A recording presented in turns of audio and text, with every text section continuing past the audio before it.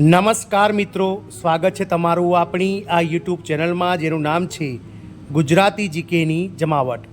તો મિત્રો, ગત 29 ડિસેમ્બર 2024ના રોજ ગુજરાત રાજ્યના અગ્રીમ શહેરોમાં જીએસઆરટીસી કંડક્ટર સંવર્ગની 2320 જગ્યા માટે લેખિત પરીક્ષાનું આયોજન જે છે તે નિગમ દ્વારા કરવામાં આવ્યું હતું અને આ લેખિત પરીક્ષા સફળતાપૂર્વક પૂર્ણ થઈ ગઈ છે. હવે તમામ ઉમેદવારો કે જેઓએ લેખિત પરીક્ષા આપી છે તેઓ મિત્રો આ લેખિત પરીક્ષાનું મેરિટ કેટલાય અટકશે અને સાથે જ મિત્રો કેટલું મેરિટ જો લેખિત પરીક્ષામાં માર્ક્સ હશે તો તે કેટલા મેરિટ ધરાવતા ઉમેદવારોને આગામી સમયમાં ડોક્યુમેન્ટ વેરિફિકેશન માટે બોલાવવામાં આવશે.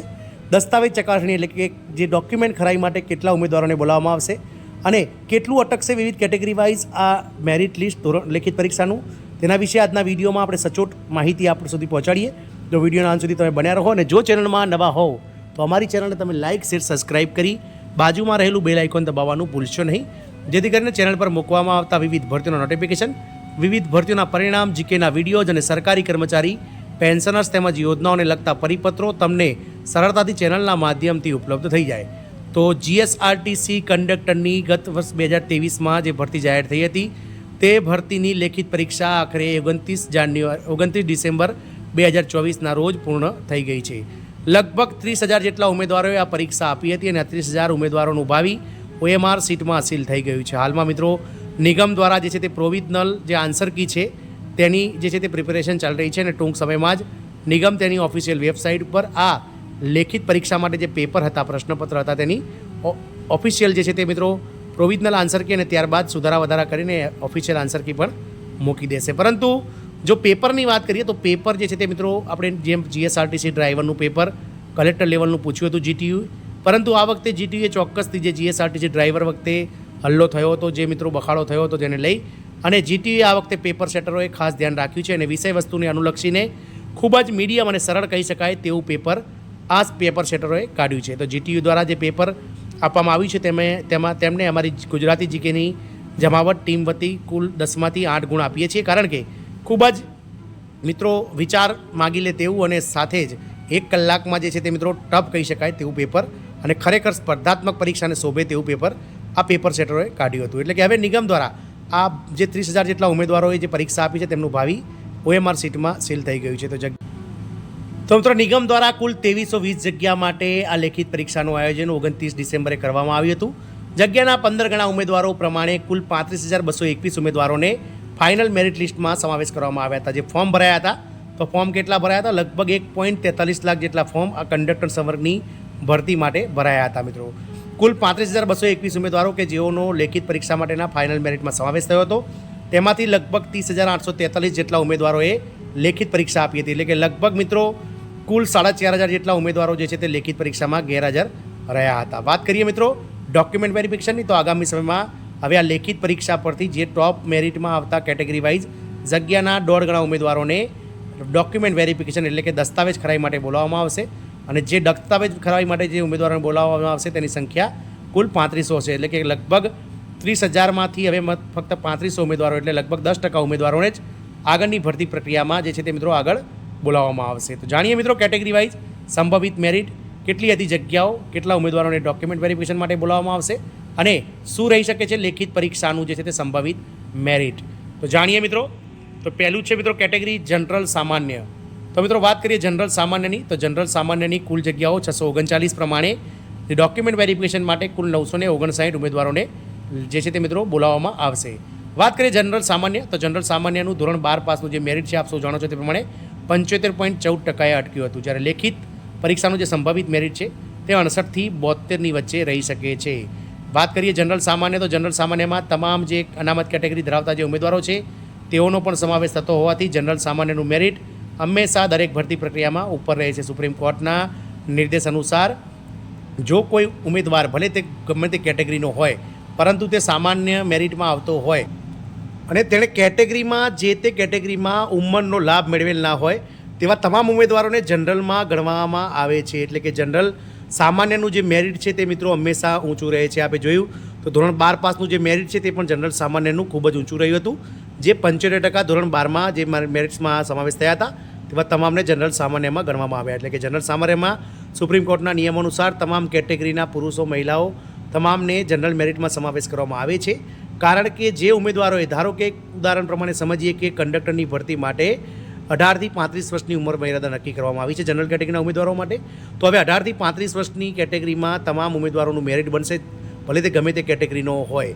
પરંતુ જે ઉમેદવાર કેટેગરી પ્રમાણે 36 વર્ષની એટલે કે ઉંમરનો લાભ મેળવ્યો, ધારો કે કોઈ એસટી કેટેગરીના ઉમેદવારે 5 વર્ષનો ઉંમરનો લાભ મેળવ્યો હોય અને જેની ઉંમર 37 વર્ષ હોય, એટલે કે ભરતી પ્રક્રિયામાં જનરલની ઉંમર 35 છે અને તેની 37 વર્ષ ઉંમર હોય, ભલે તે જનરલ મેરિટમાં આવતો હોય પરંતુ તેનો સમાવેશ જનરલ મેરિટમાં ના થાય, એને ફક્ત કેટેગરીની સીટ મળે છે. એટલે કે કેટેગરીની સીટ તે જ ઉમેદવારને મળે છે જેણે કેટેગરીની અંદર જે છે તે મિત્રો ઉંમરનો લાભ મેળવેલો હોય, વધારાની ઉંમરની છૂટછાટ મેળવેલો હોય. તે સિવાયના તમામ ઉમેદવારોને જે ક્રાઇટેરિયામાં જનરલમાં આવતા હોય તેવા ઉમેદવારોને સુપ્રીમ કોર્ટના આદેશ અનુસાર જનરલ કેટેગરીમાં ગણવાના થાય છે. એટલે કે જનરલ સામાન્યનું મેરિટ જે છે તે મિત્રો 68થી 72 વચ્ચે લેખિત પરીક્ષાનું અટકી શકે છે. વાત કરીએ જનરલ મહિલા ઉમેદવારોની, તો જનરલ મહિલા ઉમેદવારોની કુલ 314 જગ્યાઓ સામે ધોરણ 12 પાસનું મેરિટ, જનરલમાં પણ 74.85 મેરિટ અટક્યું હતું મહિલાઓનું. જગ્યાના દોઢ ગણા પ્રમાણે ડોક્યુમેન્ટ વેરિફિકેશન માટે કુલ 471 જેટલા જનરલ મહિલા ઉમેદવારોને બોલાવવામાં આવશે અને જનરલ મહિલા ઉમેદવારોનું મેરિટ જે છે તે 62થી લઈ અને 66 વચ્ચે લેખિત પરીક્ષાનું સંભવિત મેરિટ અટકી શકે છે. વાત કરીએ ઈડબ્લ્યુએસ સામાન્યનું, એટલે કે નવી કેટેગરી જે છે 10% ઈડબ્લ્યુએસ આર્થિક રીતે અનામત વર્ગ, 155 જગ્યાઓ છે. ધોરણ 12 પાસનું મેરિટ જનરલ સામાન્યનું 65.14 અટક્યું હતું. જગ્યાના દોઢ ગણા પ્રમાણે મિત્રો બોલાવવાના થતા ઉમેદવારો જે ડોક્યુમેન્ટ વેરિફિકેશન માટે ઈડબ્લ્યુએસમાં સામાન્યમાં 233 ઉમેદવારોને બોલાવવાના થાય છે ડોક્યુમેન્ટ માટે અને તેમનું મેરિટ જે છે તે 60થી લઈ અને 64 વચ્ચે અટકી શકે છે. વાત કરીએ ઈડબ્લ્યુએસ મહિલાની, તો ઈડબ્લ્યુએસ મહિલાની કુલ 76 જગ્યાઓ છે જેમાં ધોરણ 12 પાસનું મેરિટ 34.28 અટક્યું હતું. એટલે કે ઈડબ્લ્યુએસ મહિલાઓની જે જગ્યાઓ છે તે ખૂબ જ ઓછી જગ્યાઓમાં ફોર્મ ભરાયા હતા, કારણ કે પાસિંગ માર્ક્સ 34.28 માર્ક ધોરણ 12માં જેમણે મેળવ્યા હતા તેમને પણ મિત્રો લેખિત પરીક્ષા માટે બોલાવવામાં આવ્યા હતા. એટલે કે ઈડબ્લ્યુએસ મહિલાઓમાં કુલ 114 જેટલા ડોક્યુમેન્ટ વેરિફિકેશન માટે મહિલા ઉમેદવારોને બોલાવવામાં આવશે અને ઈડબ્લ્યુએસ મહિલા ઉમેદવારોનું મેરિટ જે છે તે મિત્રો જનરલ મેરિટ મહિલા કરતાં ખૂબ જ નીચું, એટલે કે 51થી 55 વચ્ચે અટકી શકે છે. વાત કરીએ ઓબીસી સામાન્યની, તો ઓબીસી સામાન્ય ઉમેદવારો જે છે તેમનું મેરિટ જગ્યાઓ 420 હતી, તો 420 જગ્યાઓનું સામે મિત્રો ધોરણ 12 પાસનું મેરિટ 71.14% અટક્યું હતું, જેમાં જગ્યાના દોઢ ગણા પ્રમાણે ઓબીસી સામાન્યમાં 630 ઉમેદવારોને બોલાવવાના થાય છે લેખિત માટે. જ્યારે મિત્રો જેનું 630 જગ્યાઓ સામે ઓબીસીમાં સામાન્યમાં મેરિટ જે છે લેખિત પરીક્ષાનું તે 65થી લઈ અને 69 વચ્ચે લેખિત પરીક્ષાનું મેરિટ અટકી શકે છે. ઓબીસી મહિલાની વાત કરીએ તો સામાજિક અને આર્થિક રીતે પછાત વર્ગ મહિલાઓનું 206 જગ્યાઓ સામે ધોરણ 12 પાસનું મેરિટ 68.14 અટક્યું હતું. જગ્યાના દોઢ ગણા પ્રમાણે કુલ 309 મહિલા ઉમેદવારોને ડોક્યુમેન્ટ વેરિફિકેશન માટે બોલાવવામાં આવશે અને લેખિત પરીક્ષાનું મેરિટ આ ઓબીસી મહિલા ઉમેદવારો માટે 61થી 65 વચ્ચે રહી શકે છે. અનુસૂચિત જાતિ એટલે કે એસસી સામાન્ય, શેડ્યુલ કાસ્ટની સામાન્યની 109 જગ્યાઓ છે જેમાં ધોરણ 12 પાસનું મેરિટ 71 અટક્યું હતું. જગ્યાના દોઢ ગણા પ્રમાણે કુલ 164 ઉમેદવારોને ડોક્યુમેન્ટ વેરિફિકેશન માટે બોલાવવામાં આવશે અને લેખિત પરીક્ષામાં 65થી 69 વચ્ચે જે લોકોનું મેરિટ હશે તેમને એસસી કેટેગરીમાં ડોક્યુમેન્ટ વેરિફિકેશન માટે બોલાવવામાં આવી શકે છે. વાત કરીએ મિત્રો શેડ્યુલ કાસ્ટ મહિલા ઉમેદવારોની, એટલે કે એસસી મહિલામાં 53 જગ્યા સામે કુલ 80 ઉમેદવારોને ડોક્યુમેન્ટ વેરિફિકેશન માટે બોલાવવામાં આવશે. ધોરણ 12 પાસનું મેરિટ 70% અટક્યું હતું, જ્યારે લેખિત પરીક્ષાનું મેરિટ જે છે તે 59થી લઈ અને 63ની વચ્ચે આ મહિલા ઉમેદવારોનું રહી શકે છે. વાત કરીએ એસટી સામાન્ય, એટલે કે અનુસૂચિત જનજાતિ સામાન્યની વાત કરીએ તો એસટી સામાન્યનું કુલ 234 જગ્યાઓ છે જેમાં ધોરણ 12 પાસનું 68.17% મેરિટ અટક્યું હતું. કુલ જગ્યાના દોઢ ગણા પ્રમાણે 351 ઉમેદવારોને લેખિત પરીક્ષા માટે ડોક્યુમેન્ટ વેરિફિકેશન માટે બોલાવવાના થાય છે. મેરિટ છે જે લેખિત પરીક્ષાનું તે 58થી 62 માર્ક્સ માટે અટકી શકે છે. એસટી મહિલા એટલે કે અનુસૂચિત જનજાતિ મહિલા ઉમેદવારોની કુલ 114 જગ્યા સામે 171 મહિલાઓને ડોક્યુમેન્ટ વેરિફિકેશન માટે બોલાવવાના થાય છે. 68.86% ધોરણ 12 પાસનું મેરિટ અટક્યું હતું, જ્યારે લેખિત પરીક્ષાનું મેરિટ જે છે તે 54થી 58 વચ્ચે રહી શકે છે. એક્સ આર્મીમેનની કુલ 232 જગ્યાઓ અનામત હતી કુલ 2320માંથી, તો જે 35 માર્ક્સ ધરાવતા હતા તેમને પણ મિત્રો ધોરણ 12 પાસમાં હતા તેમને લેખિત પરીક્ષા માટે બોલાવવામાં આવ્યા હતા. જગ્યાના દોઢ ગણા પ્રમાણે 348 એક્સ આર્મીમેનને બોલાવવામાં થશે ડોક્યુમેન્ટ વેરિફિકેશન માટે, પરંતુ આટલા ફોર્મ નહીં ભરાવે, એટલે કે 30થી 35 માર્ક્સ વચ્ચે ધરાવતા તમામ એક્સ આર્મીમેનોને મિત્રો ડોક્યુમેન્ટ વેરિફિકેશન માટે બોલાવી લેવામાં આવશે. દિવ્યાંગ ઉમેદવારોની કુલ 92 જગ્યાઓ સામે 33 માર્ક્સ ધરાવતા તમામ ઉમેદવારોને જે છે તે લેખિત પરીક્ષા માટે બોલાવવામાં આવ્યા હતા. જગ્યાના દોઢ ગણા પ્રમાણે 138 ઉમેદવારોને ડોક્યુમેન્ટ વેરિફિકેશન માટે બોલાવવાના થાય છે, જેમાં 30થી 35 માર્ક લેખિત પરીક્ષા વચ્ચે ધરાવતા હશે તેવા ઉમેદવારોને ડોક્યુમેન્ટ વેરિફિકેશન માટે આગામી સમયમાં બોલાવવામાં આવશે. તો કુલ 2320 જગ્યા સામે 3480, એટલે કે કુલ 3500 જેટલા ઉમેદવારો જે છે લેખિત બોલાવવામાં આવશે ડોક્યુમેન્ટ વેરિફિકેશન માટે. તો વાત કરીએ મિત્રો આગળ 30,843 ઉમેદવારો કે જેઓ લેખિત પરીક્ષામાં હાજર રહ્યા હતા, તો 30,843 ઉમેદવારોમાંથી કુલ 3480 જેટલા ઉમેદવારોને ડોક્યુમેન્ટ વેરિફિકેશન માટે બોલાવવામાં આવશે. એટલે કે કુલ 10 ગણા ઉમેદવારોને જ મિત્રો જે છે તે મિત્રો જે પરીક્ષા આપી છે તેમાંથી 10 ગણા ઉમેદવારોને જ આગળની ભરતી પ્રક્રિયામાં ડોક્યુમેન્ટ વેરિફિકેશન માટે બોલાવવામાં આવશે. તો લેખિત પરીક્ષામાં હાજર રહેલ 30,800માંથી ઉમેદવારોમાંથી 3480 એટલે લગભગ 3500 જેટલા ઉમેદવારોને બોલાવવામાં આવશે. એટલે કે 90% જેટલા ઉમેદવારો જે છે તે મિત્રો અસફળ થવાના છે. ફક્ત 10% ઉમેદવારો આગળ વધશે મેરિટમાં. અને ડોક્યુમેન્ટ વેરિફિકેશનનો કાર્યક્રમ જે છે તે આગામી સમયમાં નિગમ દ્વારા બહાર પાડવામાં આવશે. નિગમ દ્વારા ઝડપથી આ કંડક્ટર લેખિત પરીક્ષાની જે છે તે મિત્રો પ્રોવિઝનલ આન્સર કી ત્યારબાદ ફાઇનલ આન્સર કી બહાર પાડવામાં આવશે.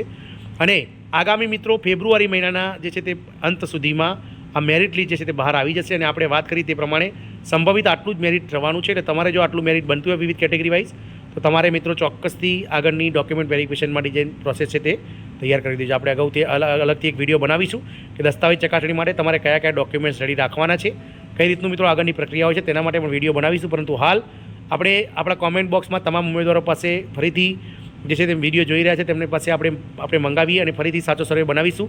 આ એક સંભવિત મિત્રો મેરિટ છે, પરંતુ સાચું સચોટ મેરિટ બનાવવા માટે તમારા સાથ સહકારની જરૂર છે.